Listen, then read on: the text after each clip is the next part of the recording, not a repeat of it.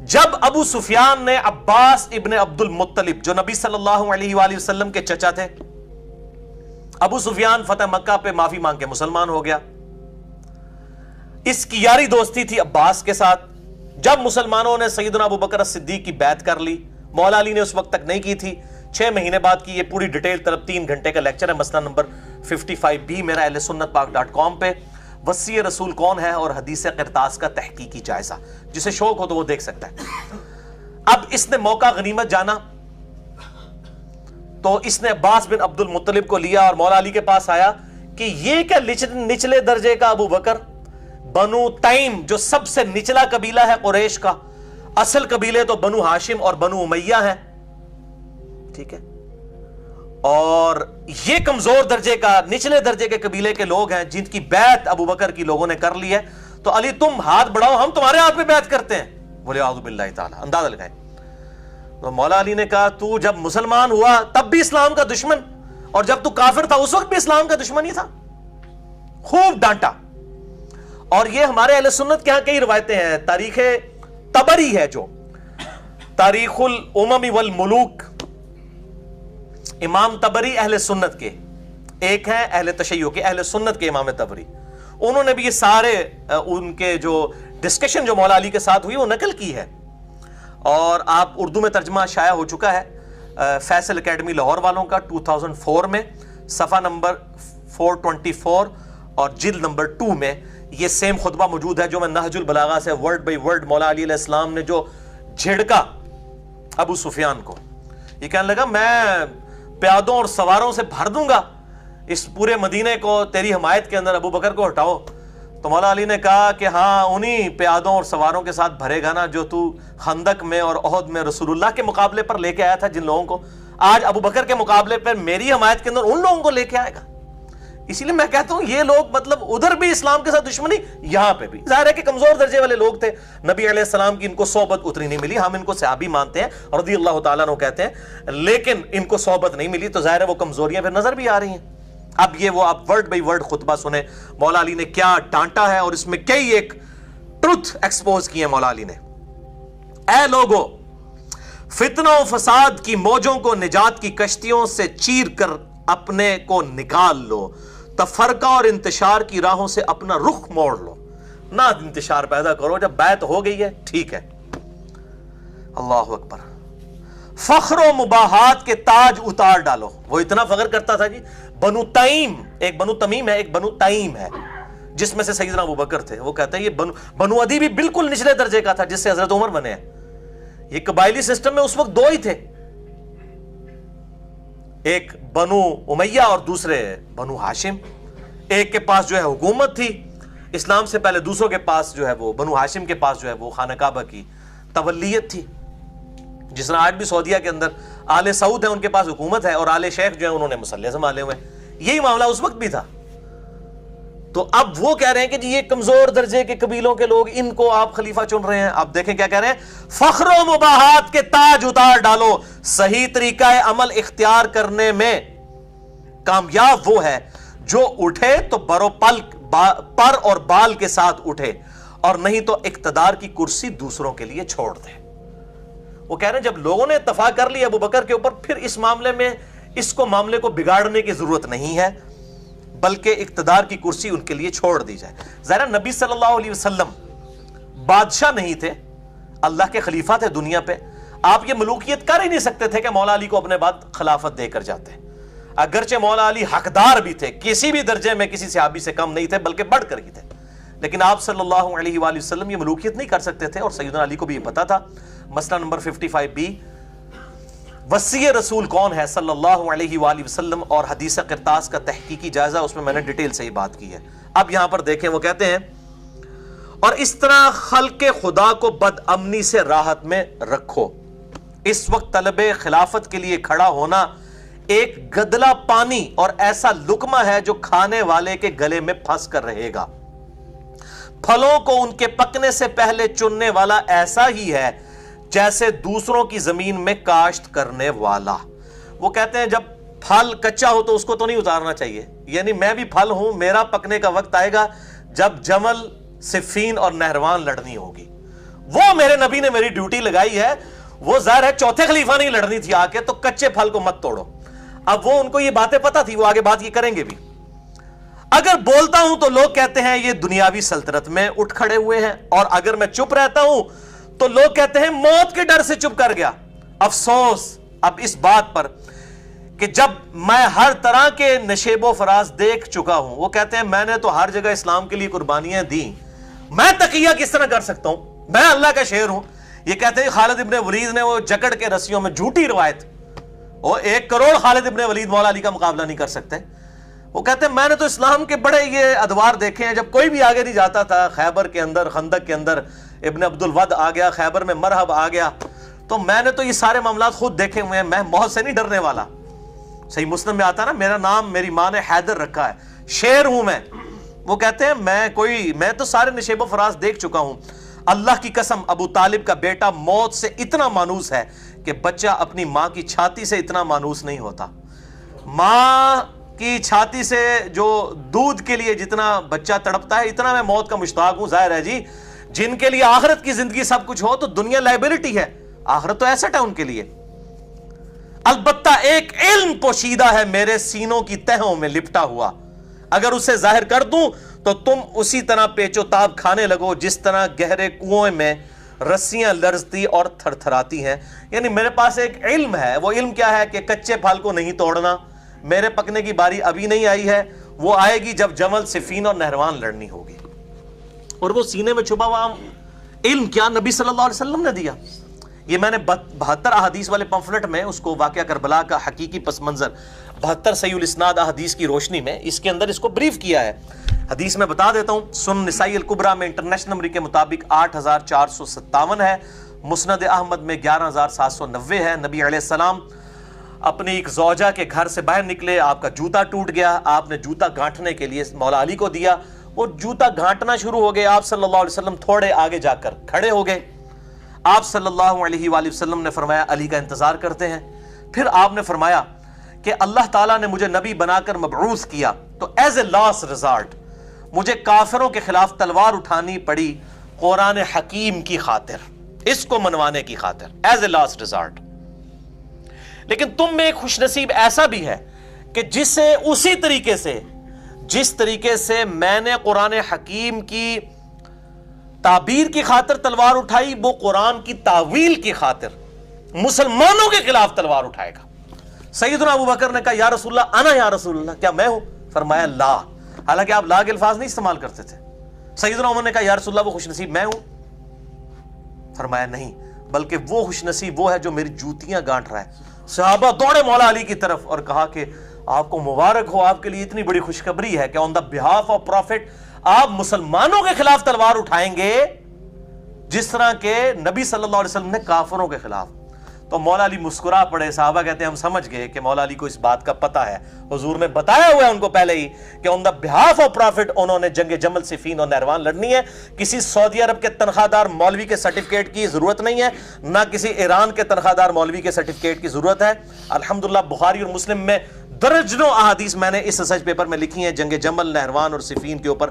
مولا علی کے لیے گارنٹی حق پہ ہونے کی نبی صلی اللہ علیہ وآلہ وسلم نے دی ہے الحمدللہ. تو آپ یہ دیکھ لیں, یہ سیم خطبہ یہاں پہ بھی موجود ہے نہج البلاغہ میں. اچھا, اب ہمارے سنی بھائی سوچ رہے ہوں گے تو میں ان کو بھی تھوڑی سی پھکی دے دوں, پھر یہ جب لیکچر ہوگا نا تو کہیں گے تکو نا جی سب کچھ لکھا ہے شیعہ دی کتابیں, شیعہ کیوں نہیں مندے؟ تو تسی مندے ہو اپنی کتاباں نو؟ مجھے بتائیں بخاری اور مسلم میں نماز کا طریقہ رفع الیدین کے ساتھ لکھا ہوا ہے. اہل تشیع رفع الیدین کرتے ہیں رکوع میں جاتے وقت اور رکوع سے اٹھتے وقت, اور اہل سنت میں صرف 2-3% لوگ ہی ہیں اہل حدیث جو وہ کرتے ہیں. باقی 95% سے زیادہ سنی تو رفع الیدین کوئی نہیں کرتے. تو میں اب سنیوں سے پوچھتا ہوں, آپ بخاری اور مسلم کو مانتے ہیں جو آپ یہ ڈیمانڈ کر رہے ہیں کہ شیعہ نہج البلاغہ کو مانے؟ پہلے اپنی منجی تھرے بھی ڈنڈا پھیرو نا. اور جو بیچارے اہل حدیث اس پہ عمل کر رہے ہیں, کبھی ان کو کہتے ہیں مکھیاں مارتے ہیں, کبھی کسی طریقے سے سنت کا مذاق اڑاتے ہیں. جی منسوخ ہو چکا ہے, سعودی والوں تو نہیں حال تک پتہ لگا کہ منسوخ ہے, تو انو چوتھے محلے پتہ لگ گیا منسوخ ہو گیا.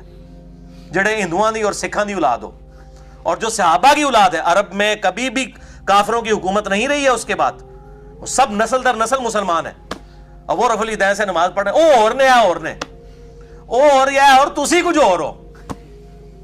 کیونکہ کتابیں فیصلہ کریں گی, ڈکشنری از آلویز اتھارٹی.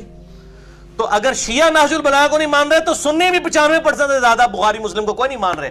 ویسے کہیں گے قرآن کے بعد سب سے افضل بخاری اور مسلم, جب ماننے کی باری آئے گی تو پھر چہرے لٹکنا شروع ہو جاتے ہیں. اتنے بڑے بڑے بزرگ, تو ان کو بھی اس طرح ہی ذاکرین نے پٹی پڑھا دی ہے کہ یہ تو کتابوں میں لکھا ہوا ہے نا, تو اب یہ ترجمہ بھی میں نے ان کا ہی پڑھ رہا ہوں تاکہ کوئی, پھر یہ کہتے ہیں جی خود ترجمے کرتے ہیں تو ہم خود کر ہی نہیں رہے ہیں جی, ان کو عربی نہیں آتی, اللہ فضلہ تو مولویوں زیادہ عربی آمدی ہے الحمدللہ. اور پھر ہم تو اپنا ترجمہ تو پیش ہی نہیں کر رہے, یہ جن کا ترجمہ پیش کر رہے ہیں آپ کے مولویوں کے بڑے بزرگ ہیں, وہ ان کو بھی نہیں عربی آتی جنہوں نے ترجمہ کیا ہے, تو پھر تو اپنی خیر بناؤ, دنیا کی عربی کسی نے نہیں آمدی. تو یہ الحمدللہ میں نے اس حوالے سے بھی کلیریفیکیشن آپ کو دے دی.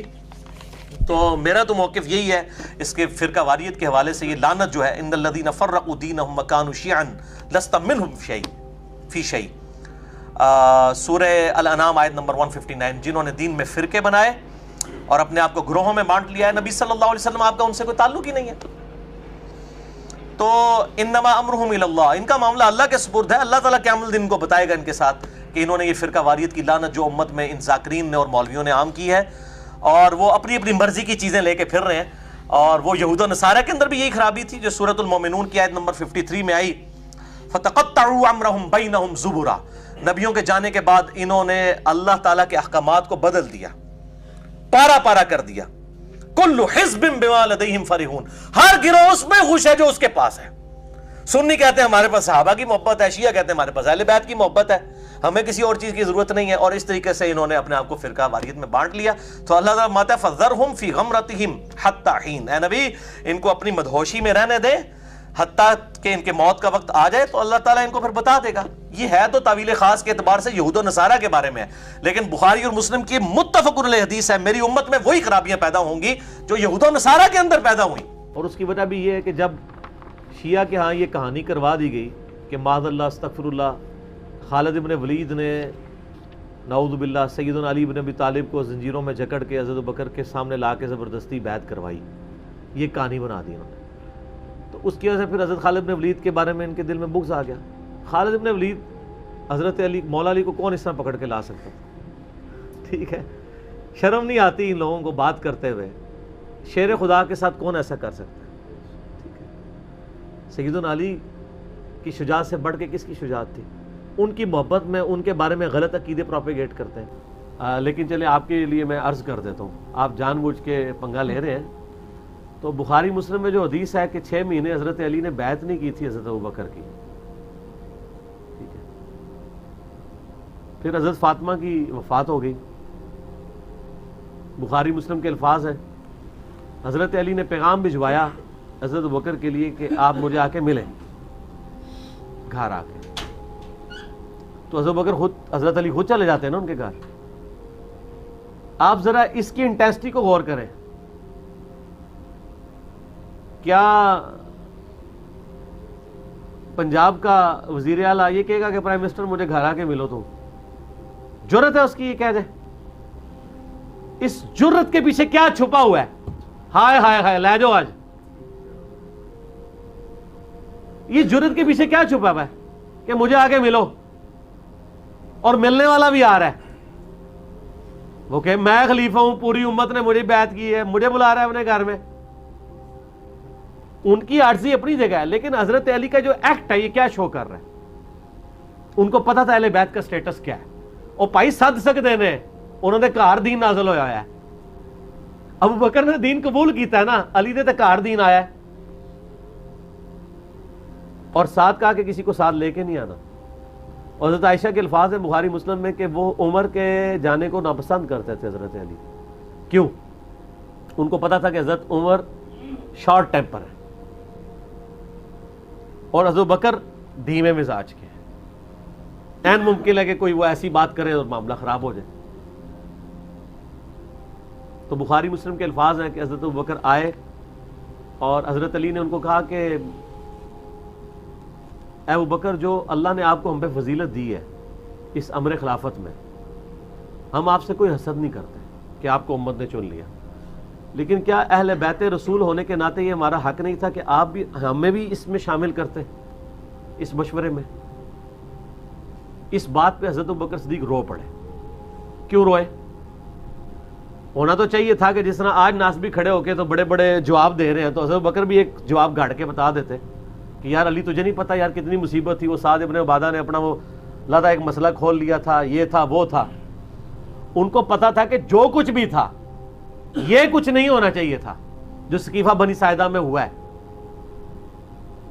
آج اگر حضرت ابوبکر زندہ ہونا، یقین کریں ان سے ذرا یہ اسلامک ہسٹری کے 2 ٹکڑے دکھائے جائیں، خون کے آنسو روئیں کہ سقیفہ بنی ساعدہ کے افیکٹ کہاں تک گئے ہیں، قیامت تک جا رہے ہیں. آج تو ہم ڈیسائیڈ کر سکتے ہیں، چلے اس زمانے میں تو کوئی کہہ سکتا تھا، آج تو ہمیں نظر آ رہا ہے نا امت ایک ہی نہیں ہو رہی. آدھی بات تو انہوں نے اس وقت بھی ایکسیپٹ کر لی کہ یہ ہوا ٹھیک نہیں ہے. کیوں؟ وہ رو پڑے. جب کسی شخص کو کسی غلطی پہ آر دلائی جائے اور وہ اس کی جسٹیفیکیشن دینے کی بجائے رونا شروع کر دے تو اس کا مطلب کیا ہوتا ہے کہ اس غلطی کو مان رہا ہے. کیا ہو گیا تھا وہاں پہ؟ ہو جاتا چلے وہاں ڈیسائیڈ ہو جاتا کہ بھئی سقیفہ بنی ساعدہ پہ کہ سعد ابن عبادہ اور سارا معاملہ ٹیکل کر کے بیعت کیے بغیر کہتے ہیں بھئی حضور کو دفنا لینے دو، پھر ڈیسیژن کر لیتے ہیں تم لوگوں نے کیا کام کیا ہے. ابھی تو ہم نبی علیہ السلام کے غم سے فارغ نہیں ہوئے، فی الحال اس مسئلے کو ہم پوسٹ پون کرتے ہیں، فلاں تاریخ کو ہم فلاں جگہ میٹنگ کریں گے اور خلیفہ چن لیں گے. یہ آپشن ہو سکتا تھا کہ نہیں؟ مجھے بتائیں آپ. چند لوگوں نے مل کے چن لیا اور بعد میں وہ تو حضرت بکر کی شخصیت بہت بڑی تھی تو اس لیے اتفاق ہو گیا. انصار میں سے خود بھی کوئی نہیں کھڑا ہوا. لیکن مس ہینڈلنگ آپ اس کو مانیں گے، خود سیدنا ابوبکر مانے، اور آج تو بڑی آسانی سے ہم اس کو کہہ سکتے ہیں. حتیٰ کہ صحیح بخاری میں حضرت عمر خود کہہ رہے ہیں کہ ابو بکر کی جس طریقے سے خلافت قائم ہوئی اس کو کبھی کوئی دلیل نہ بنائے، وہ کیٹاسٹرافک کنڈیشن تھی. آندہ مسلمانوں کے مشورے کے بغیر جسے خلیفہ چنا گیا اس کا انجام قتل و غارت ہوگا. حضرت عمر خود اس کو دلیل کے طور پیش کریں گے ابو بکر کی پلی کبھی نہیں لینی ہے، اس طریقے سے خلیفہ نہیں چنا جانا چاہیے، لیکن وہ چنا گیا، ایک کیٹاسٹرافک کنڈیشن تھی. تو جب حضرت بکر رو پڑے تو حضرت علی نے کہا بس ختم. حضرت علی نے بھی اب اس کو کیش نہیں کروایا اس بات کو، کہ ورنہ وہ کہہ سکتے تھے کہ اب رونے کا ٹائم ہے، کام پا چڑھے تو روندے پہ ہو. نہیں کہا. حضرت علی چونکہ خاندان نبوت سے تھے اور نبوت کا ایک مزاج ہوتا ہے عفو در گزر، چیزوں کو ویل لیفٹ کرنا. حضرت علی اس سے بھی آگے چلے گئے، انہوں نے کہا کہ میں آپ کی اعلانیہ بیعت کروں گا مسجد میں، ورنہ تو وہ کہتے کہ ابو بکر میں بیعت کرتا ہوں، باہر جا کے اناؤنسمنٹ کر دو. کافی تھا. لیکن ان کو پتا تھا کہ اس کی پلی کہیں منافقین یا غیر مسلم نہ لیں کہ یار خاندان نبوت نہیں خلیفہ نہیں چنا ہوا، کل کو کیسر و کسرا سے لڑائیاں ہونی ہیں تو ابو بکر کے ہاتھ مضبوط ہی نہیں ہوں گے، تو میں اعلانیہ بیعت کر کے نہ بیج کو نہیں کر دوں. جس طرح میں اعلانیہ کرتا ہوں کہ نہ میں وہابی نہ میں بابی، میں ہوں مسلم علمی کتابی، کل کو کوئی میری توحید کی باتیں سن کے مجھے وہابی کا تانا نہ دے دے، میں خود ہی اعلان برات کر دیتا ہوں. اسی لیے کر رہا ہوتا ہوں کہ کوئی یہ گالی دے کے میری باتوں کو نہ پھینک دے، میری دلائل کو لے کے چلے. کو وہابی تو خود نہیں کہے گا نا میں وہابی، وہ تو کہتے ہیں آج تو ہوگی وہابی وہابی، ٹھیک ہے نا. ہاں جلسوں میں نہیں کہتے، ویسے کہتے ہیں آپ ہمیں گالی دے رہے ہیں، آپ اہل حدیث کہتے رہے. تو پھر صحیح بخاری مسلم کے الفاظ ہیں کہ پہلے حضرت ابو بکر ممبر پہ چڑھے اور حضرت علی کے لیے تعریفی جملے بولے اور پھر ان کے بیعت نہ کرنے کی وجہ بتائی. کیا وجہ بتائی ہوگی انہوں نے؟ کہ علی نے مجھے یہ کہا ہے کہ ہم نے، اب وہ راویوں نے دیکھیں وہ تقریر پوری کو نہیں نقل کی، کر دیتے تو آج مسئلہ حل ہو جاتا. ایک جنرل بات کر دی ہے نا. تو میں آپ کو بتاتا ہوں کہ اس قسم کی تقریر ہوئی ہوگی. وجہ وہی بتائی ہے جس پہ وہ روئے ہیں. تو رونے کا مطلب کیا ہے؟ انہوں نے یہی کہا ہوگا کہ انہوں نے کہا کہ ہم تو اہل بیت کے تھے. اچھا اس حدیث میں الفاظ ہیں جب حضرت علی نے یہ بات کی نا، حضرت ابوبکر روئے اور انہوں نے کہا اللہ کی قسم نبی کے گھر والے مجھے اپنے گھر والوں سے بڑھ کے عزیز ہیں. میں آپ کو فضیلت کی بات بتا رہا ہوں.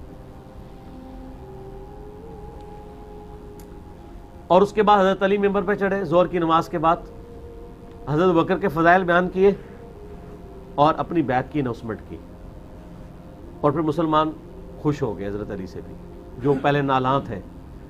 کیوں نالاں تھے؟ اس لیے کہ وہ یہ سمجھتے تھے کہ حضرت علی اگر اس معاملے میں پیچھے ہٹ جاتے ہیں تو حکومت کمزور ہو جائے گی.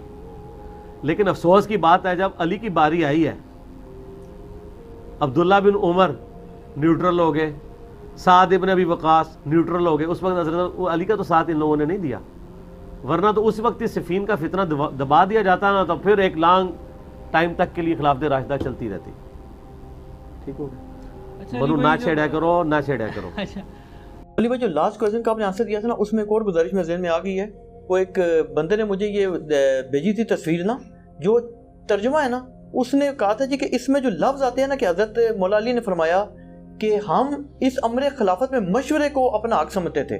تو وہ کہتا ہے یہ میں نے بعد میں جب غور کیا تو عربی میں یہ لفظ نہیں ہے مشورے کو، بلکہ اس میں یہ ہے کہ ہم اس امر خلافت کو اپنا حق سمجھتے تھے. اچھا اگر اپنا حق سمجھتے تھے، ایک منٹ سرکار، ایک منٹ، اگر وہ اپنا حق سمجھتے تھے تو پھر صلح کیوں کر لی اور بیعت کیوں کر لی؟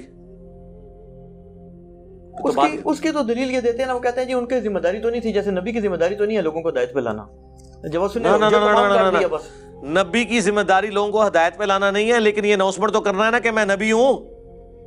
اور مجھے مانو حضرت علی نے کب خلفائے ثلاثہ کے زمانے میں یہ کہا ہے کہ میں اللہ کا خلیفہ ہوں، میں منصوص من اللہ ہوں، میں خلیفہ بلا فصل ہوں. ابو بکر کو پولیٹیکل لیڈر مانو اور باقی جو سارے معاملات ہیں وہ میں لے کے چلوں گا. دکھائیں نا کبھی انہوں نے دعویٰ کیا وہ تو تینوں خلفاء کے ساتھ رہے. اور نہج البلاغہ سے ہم نے جو خطبات پیش کیے ہیں، ٹھیک ہے، وہ حضرت عمر کے بارے میں جنگ قادسیہ میں جانے سے جو روکا، رومن امپائر کے خلاف جانے سے روکا، وہاں تو فلاں کے الفاظ بھی نہیں، عمر بن خطاب موجود ہے. اس میں تو الفاظ ہیں کہ حضرت عمر جب پریشان ہوئے نا، کیونکہ انہوں نے ارادہ کیا تھا قادسیہ میں خود لڑوں گا کیونکہ سپر پاور کے خلاف جنگ ہے، تو حضرت علی نے کیا کہا کہ اگر تم قتل ہو گئے تو مسلمانوں کی جمعیت بکھر جائے گی. اور اللہ کا وعدہ ہے قرآن میں سورہ نور کی آیت نمبر 55 کہ اللہ نے خلافت اسٹیبلش کرنی ہے اہل ایمان کے لیے، تو تم یہیں رہو. اگر قادسیہ میں ہم نے شکست کھا لی تو ہم اپنی فوجوں کو واپس بلا لیں گے اور پھر دوبارہ سے کمک تیار کر کے بھیجیں گے، لیکن اگر تم مارے گئے تو پھر پیچھے عرب کا شرازہ بکھر جائے گا. وہ تو اس لیول کی گفتگو کر رہے ہیں. اچھا ایک اعتراض یہ کیا جا رہا ہے جی کہ اہل سنت کا جو قدیم کتابوں سے اور پریکٹیکل جو ریالٹی سے عقیدہ ثابت ہے نا خلیفہ کے قیام کا، وہ یہ ہے کہ یہ حضرات، ایک تو حضرت ابوبکر رضی اللہ عنہ والا طریقہ ہے کہ اس علاقے کے جو جید ترین شخصیات ہیں ان میں سے چند چن لیں. دوسرا یہ ہے جی کہ جو خلیفہ ہے وہ دوسرے کو نامینیٹ کر دے، وہ چینج ہو گیا. تیسرا یہ ہے کہ کمیٹی بنا دی جائے، وہ چینج کر لے. اور چوتھا طریقہ وہ کہتے ہیں جی کہ ان کی قدیم کتابوں میں دیا ہوا ہے، جس کا وہ کہتے ہیں کہ حضرت عبداللہ بن عمر کا بھی حوالہ دیتے ہیں سلطان کہ وہ جو تلوار کے زور پہ ڈنڈا چلے. اور اس میں دلیل ایک انہوں نے یہ دی، وہ کہتے ہیں جی کہ جس وقت ہرا کا واقعہ ہوا نا، واقعہ ہرا، تو اس میں شدید ترین مظالم کیے یزید کی فوج نے، انتہا کر دی ظلم کی. تو اس میں حضرت عبداللہ بن عمر چلے گئے اور عبداللہ بن مطیع غالباً نام بتا رہے تھے. بخاری مسلم دونوں میں. وہ کہتے ہیں وہ شخص وہ تھا کہ جو بیچارہ جہاد کی طرف لوگوں کو اکسا رہا تھا اور اس کو جا کر کہا کہ تیرا جو ہے حشر بڑا برا ہوگا، تو یزید کی بغاوت کر رہا ہے. ہاں تو عبداللہ بن عمر کے اس موقف کے خلاف میری ویڈیو ہے. نہیں، وہ کہتے ہیں اہل سنت کا موقف ہے کہ ڈنڈا چل سکتا ہے. نہیں، ایک منٹ. پہلی بات ہے کہ عبداللہ ابن مطیع بھی تو صحابی تھے نا جی، ٹھیک ہے نا، وہ کو غیر صحابی تو نہیں. ان کو گھٹی نبی الاسلام نے خود دی ہوئی ہے. عبداللہ بن عمر بھی صحابی ہیں، وہ بھی صحابی ہیں، دونوں کا اپنا اپنا موقف ہے. ہم عبداللہ بن عمر کے موقف کو صحیح نہیں سمجھتے، ہم عبداللہ ابن مطیع کو صحیح سمجھتے ہیں، کیونکہ انہوں نے کہا کہ ایک ہی وجہ تھی خاموش رہنے کی کہ چلو یار ان کو حکومت ملی ہے تو یہ اپنے معاملات لے کے چلیں گے، شاید وقت کے ساتھ سلجھ جائیں. انہوں نے اب حسین کو بھی قتل کر دیا، تب بیعت توڑوائی تھی انہوں نے. بخاری مسلم دونوں میں آتا ہے، انہوں نے کہا کہ اب بھی کیا چیز رہ گئی ہے، تو واقعہ ہرا ہوا. تو ہم عبداللہ بن مطیع صحابی کو صحیح سمجھتے ہیں، عبداللہ بن عمر کے موقع کو غلط سمجھتے ہیں. پھر دوسری بات، عبداللہ بن عمر کی اگر ہمیں کسی نے دھونس لگانی ہے، یا حنفیوں کو دھوکہ لگ گیا یا کسی اور کو دھوکہ لگ گیا اور وہ کہتے ہیں تلوار کے زور پہ جو بھی آ جائے آپ نے اس کی اطاعت کرنی ہے، تو پہلے عبداللہ بن عمر سے بھی تو پوچھ لیں کہ اس فتوے پہ قائم بھی رہے ہیں کہ نہیں. ہاں آپ ان کے اس زمانے کی بات کر رہے ہیں جس زمانے میں ان کا موقف وہ تھا. مرتے وقت ان کا موقف کیا ہے؟ مرتے وقت ان کا یہ موقف ہے کہ مجموع الزوائد میں، المستدرک للحاکم میں، طبرانی میں اور کتابوں میں موجود ہے کہ عبداللہ بن عمر کہا کرتے تھے کہ مجھے زندگی میں نماز، روزہ، حج، زکوٰۃ کسی معاملے میں کوئی غم نہیں کہ میں نے چھوڑا ہو، سوائے ایک چیز کے کہ میں نے علی کے ساتھ مل کر فیہ باغیہ کے خلاف قتال کیوں نہیں کیا. تو یہ عبداللہ بن عمر آخری وقت میں روتے تھے. اور بخاری میں آتا ہے کہ ان کو نیزہ مروایا تھا حجاج بن یوسف نے، ان کو قتل کروایا تھا بنو امیہ نے. جس بنو امیہ کی انہوں نے پوری زندگی یعنی کہہ لیں سپورٹ کی، انہوں نے ہی ان کو مروا دیا. تو آخری وقت میں ان کو سمجھ آ گئی تھی. لہٰذا اب آخری وقت میں جب ایک بندے کو سمجھ آ گئی، اس کو پرانی باتوں کا حوالہ دے کے ٹونٹ کیا جا سکتا ہے؟ اس زمانے میں انہوں نے جب مان لیا کہ اس زمانے میں نے غلط کیا ہے، رجوع ہی ہو گیا نا جی، سب سے بڑی بات ہے. تو لہٰذا ہم اس بات کو صحیح مانتے ہی نہیں ہیں. اچھا دوسری بات، حنفیوں سے یہ کہیں کہ اگر قدیم فقہا کی کتابوں میں یہ، اور آپ اس سلطے کو مانتے ہیں، تو قدیم فقہا کی کتابوں میں یہ بھی لکھا ہوا ہے کہ بیت المال سے جو تقسیم ہے وہ حضرت ابو بکر عمر کے طریقے پہ ہوگی، حضرت عثمان کے طریقے پہ نہیں ہوگی. یہ وہ ٹروتھ ریویل ہے جو عامر عثمانی نے کیا تھا خلافت و ملوکیت کے خلاف کتاب لکھتے ہوئے، دفاع لکھ دیا پورا. انفیاں نو جو انہیں پھر ناکو چنے چبوائے نے نا، انہیں کیا من دسو تواڈی فقہ کی کتابوں میں کیوں لکھا ہوا ہے کہ مال غنیمت خلیفہ وقت حضرت ابو بکر اور عمر کے طریقے پہ تقسیم کرے گا، حضرت عثمان کے طریقے پہ نہیں کرے گا. تم مودودی کو تو کہتے ہو کہ انہوں نے حضرت عثمان کے بارے میں بات کی، تمہاری فقہ کی اسٹیبلش کتابوں میں لکھا ہوا ہے کہ مال غنیمت کی تقسیم جو ہے وہ حضرت عثمان کے طریقے پہ نہیں ہوگی. تو پھر کوئی گڑبڑ تو ہوئی ہے نا، وہ بخاری میں لکھی ہوئی ہے گڑبڑ. ان گورنروں کی شکایت حضرت علی کے پاس لوگ لے کے آئے، تو حضرت علی نے وہ محمد بن انفیہ کو بھیجا تھا کہ جاؤ عثمان کو یہ رسول اللہ کا صحیفہ بھیجو جس میں انہوں نے بتایا اس طرح تقسیم ہونا ہے. تو حضرت عثمان نے کہا کہ ہمیں اس کی حاجت نہیں ہے. تو محمد بن انفیہ جب واپس آئے کہا ابا جی انہوں نے تو واپس کر دیا. تو حضرت علی نے کہا ٹھیک ہے ادھر ہی واپس رکھ دو، یعنی میرا کام تو صرف پہنچانا تھا نا. تو محمد بن انفیہ نے یہ حدیث اس وقت سنائی، صحیح بخاری میں آتا ہے، جب ان کو کسی نے کوئی بات کی نا اس حوالے سے کہ تم لوگ تو مخالفین عثمان ہو، علی کے بیٹو، تو انہوں نے کہا میرے باپ نے اگر عثمان کی مخالفت کرنی ہوتی تو اس دن کرتا جس دن اس نے رسول اللہ کی تحریر واپس کر دی تھی. اس دن میرے باپ نے عثمان کو کچھ نہیں کہا اور تحریر چپ کر کے واپس رکھوا دی. تو بعد میں تم یہ کہتے ہو کہ میں عثمان کو اس نے کچھ کرنا تھا. یہ پھکی دی تھی انہوں نے، پھکا دیا بلکہ محمد بن انفیہ نے اس زمانے کے ناسبیوں کو. ٹھیک ہو گیا. اگلا سوال ہے کہ آپ نے کئی ایک لیکچرز میں سیدنا خالد ابن ولید رضی اللہ تعالیٰ عنہ کی شجاعت اور بہادری کا ذکر کیا. اہل سنت کے خائن کے لیے سیف اللہ کا لقب بھی استعمال کیا جاتا ہے، جبکہ بعض غالی رافضی خالد ابن ولید کو سیف اللہ نہیں مانتے. ان کا کہنا ہے کہ سیف اللہ والی صحیح بخاری کی حدیث میں تو سیدنا خالد ابن ولید کا نام مبارک نہیں ہے، بلکہ غزوہ موتا کے موقع پر صرف سیف اللہ کا ذکر ہے. ارے یہ جو ان کی جہالت ہے صرف، اس کے سوا کچھ نہیں ہے، اور ضد اور ہٹ درمی ہے. اور اس کی وجہ بھی یہ ہے کہ جب شیعہ کے ہاں یہ کہانی کروا دی گئی کہ معاذ اللہ استغفر اللہ، خالد ابن ولید نے نعوذ باللہ سیدنا علی بن ابی طالب کو زنجیروں میں جکڑ کے حضرت بکر کے سامنے لا کے زبردستی بیعت کروائی، یہ کہانی بنا دی انہوں نے. تو اس کی وجہ سے پھر حضرت خالد بن ولید کے بارے میں ان کے دل میں بغض آ گیا. خالد بن ولید حضرت علی مولا علی کو کون اس طرح پکڑ کے لا سکتا؟ ٹھیک ہے، شرم نہیں آتی ان لوگوں کو بات کرتے ہوئے. شیر خدا کے ساتھ کون ایسا کر سکتا ہے؟ ٹھیک ہے، سیدنا علی کی شجاعت سے بڑھ کے کس کی شجاعت تھی؟ ان کی محبت میں ان کے بارے میں غلط عقیدے پروپیگیٹ کرتے ہیں. سیدنا خالد ابن ولید رضی اللہ تعالیٰ عنہ کو اللہ تعالیٰ نے مشرکین عرب سے اٹھا کے رومن اور پرشین امپائر کے اوپر دے مارا ہے. بڑی ایکسٹرا آرڈنری پرسنالٹی ہے. نبی الاسلام کی اعلان نبوت کے بعد 19 سال تک کافر رہے ہیں. اس 19 سالوں میں موت بھی آ سکتی تھی، لیکن اللہ نے زندہ رکھا ہے. حتیٰ کہ غزوہ احد کے موقع پر نبی الاسلام کے جو 4 دانت شہید ہوئے ہیں، جو بخاری مسلم میں آتا ہے، حضرت خالد بن ولید کی وجہ سے ہوئے ہیں. انہوں نے وہ جب درہ چھوڑ دیا تھا عبداللہ ابن جبیر اور باقی ان کے ساتھیوں نے، عبداللہ ابن جبیر نے تو نہیں چھوڑا تھا، چند ساتھیوں نے، تو یہ پیچھے سے آگے حملہ آور ہوئے. اور نبی علیہ السلام کی بددعا ہے ان کے لیے. اس موقع پہ نبی علیہ السلام کی مبارک زبان سے نکل گیا، اللہ ایسی قوم کو کیسے ہدایت دے گا جنہوں نے اپنے نبی کا چہرہ خون سے رنگ دیا. تو سورہ ال عمران میں جہاں پہ صحابہ کرام کو اللہ تعالیٰ نے گرفت کی ہے نا 60 آیات میں کہ غزوہ احد پہ تم نے یہ غلطی کی، پھر اینڈ پہ معاف بھی فرما دیا. پہلی گرفت نبی علیہ السلام پہ آئی ہے، لیس لک من الامر شیء. اے نبی آپ کو تو کوئی اختیار نہیں، اللہ چاہے ان کو ہدایت دے دے. ہوئے ہوئے ہوئے ہوئے، اور اسی کو ہدایت بھی مل گئی. پھر اسی پیگن کو اللہ نے اٹھایا ہے. پیگن انگلش میں کہتے ہیں بت پرست. آپ گوگل پہ جا کے لکھیں حضرت خالد بن ولید کا تعارف، کہ ایک عرب کا پیگن اللہ نے اٹھا کے اسے رومن اور پرشین امپائر الٹوا دیا. پھر 19 سال تو کفر میں گزرے ان کے، اسلام میں ان کے 19 سال نہیں گزرے سر، بمشکل 10-11 سال. لیکن انہوں نے اپنے 19 سالوں کے بھی سارے گناہ دھلوا دیے، جو کچھ کیا پھر، اور جو کچھ اللہ نے ان سے کام لیا۔ یہ ایک الگ سے تلخ حقیقت ہے کہ سیدنا خالد بن ولید سے نبی علیہ السلام کے مبارک زمانے میں بھی اور بعد میں بھی بحیثیت انسان کچھ غلطیاں ہوئی ہیں، بخاری مسلم میں رپورٹ ہوئی ہیں، لیکن کسی شخص کی چند ایک غلطیوں سے اس کا پورا پلڑا ادھر کا ادھر نہیں ہو جاتا۔ اللہ بھی قیامت والے دن نیکیوں اور برائیوں کو تولے گا۔ نیکیاں زیادہ ہوں گی تو پھر اس کو یہ نہیں کہا جائے گا کہ یہ تو نے اتنی بڑی برائی کیوں کی تھی، پھر وہ پاس ہو چکا ہے، چاہے کسی ایک سوال میں اس کے 0 نمبر بھی آئے ہوئے ہیں، پاس ہو چکا تو اس کا تانا بھی نہیں دیا جائے گا، نیور۔ تو 2-4 واقعات کو لے کے اس طریقے سے کسی بندے پہ چڑھائی کرنا یہ بالکل زیادتی والی بات ہے۔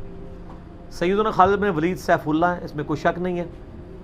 صحیح بخاری میں جو یہ حدیث کہتے ہیں نا، یہ حدیث بڑی مشہور ہے۔ غزوہ موتا کے موقع پر آپ کو پتہ ہے نبی علیہ السلام نے رومن امپائر کی طرف اپنا ایک ایلچی روانہ کیا تھا، خط بھیج کے، اس ایلچی کو قتل کر دیا گیا تھا، اور اس وقت ایلچی کا قتل اعلان جنگ ہوتا تھا۔ تو نبی علیہ السلام نے ایک لشکر روانہ کیا زید بن حارثہ کی قیادت میں۔ نبی علیہ السلام کے منہ بولا بیٹا جس کا نام قرآن میں ہے، واحد صحابی جس کا نام قرآن میں ہے، زید۔ لیکن ساتھ ہی آپ نے فرمایا، صحیح بخاری میں الفاظ ہے کہ اگر زید فوت ہو جائے، مسند احمد میں ڈیٹیل موجود ہے انہی الفاظ کے ساتھ، کہ زید فوت ہو جائے تو جعفر کو اپنا امیر بنا لینا، جعفر فوت ہو جائے، شہید ہو جائے تو پھر عبداللہ بن رواحہ کو بنا لینا، اگر وہ بھی شہید ہو جائے پھر تو اپنی مرضی سے کسی کو امیر چن لینا۔ یہ مسند احمد میں ہے۔ بخاری میں الفاظ ہیں کہ صحابہ کرام کہتے ہیں نبی علیہ السلام مدینہ شریف میں تھے اور آپ علیہ السلام کی آنکھوں سے مسلسل آنسو رواں تھے، اور آپ نے کہا کہ میرے زید کو شہید کر دیا گیا۔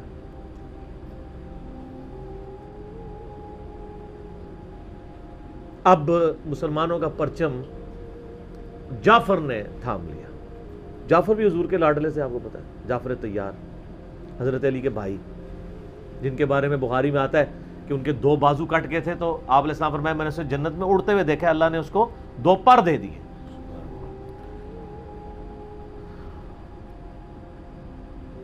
نجاشی کے دربار میں انہوں نے ہی، آپ کو پتہ ہے، سورہ مریم پڑھی تھی۔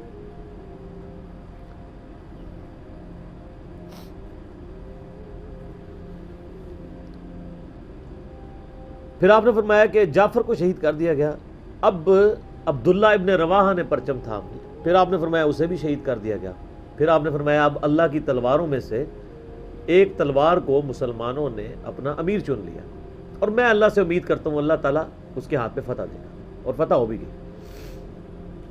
یہ بخاری کی جو حدیث ہے نا، اس کے اوپر امام بخاری نے باب باندھا ہے مناقب خالد ابن ولید، حالانکہ اس میں خالد بن ولید کا نام نہیں تھا، لیکن اس حدیث کے اوپر باب کیا باندھا؟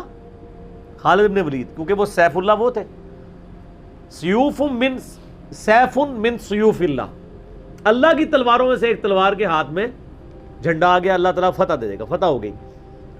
اس کے 3-4 طریقے بخاری میں، باقی طریق کے اندر نا خالد بن ولید کا نام بھی موجود ہے کہ خالد بن ولید کے ہاتھ میں اب پرچم آ گیا، اللہ نے فتح دے دی۔ اچھا، اور وہ فتح یہ ہوئی کہ بہت بڑا لشکر سامنے سے آ گیا تھا، حضرت خالد بن ولید اپنے لشکر کو بچا کے واپس لے آئے۔ یہ غزوہ موتا تھا، اور صحیح بخاری میں آتا ہے کہ 9 تلواریں حضرت خالد کے ہاتھ میں ٹوٹی تھیں اس دن، 9 تلواریں اس جنگ کے اندر۔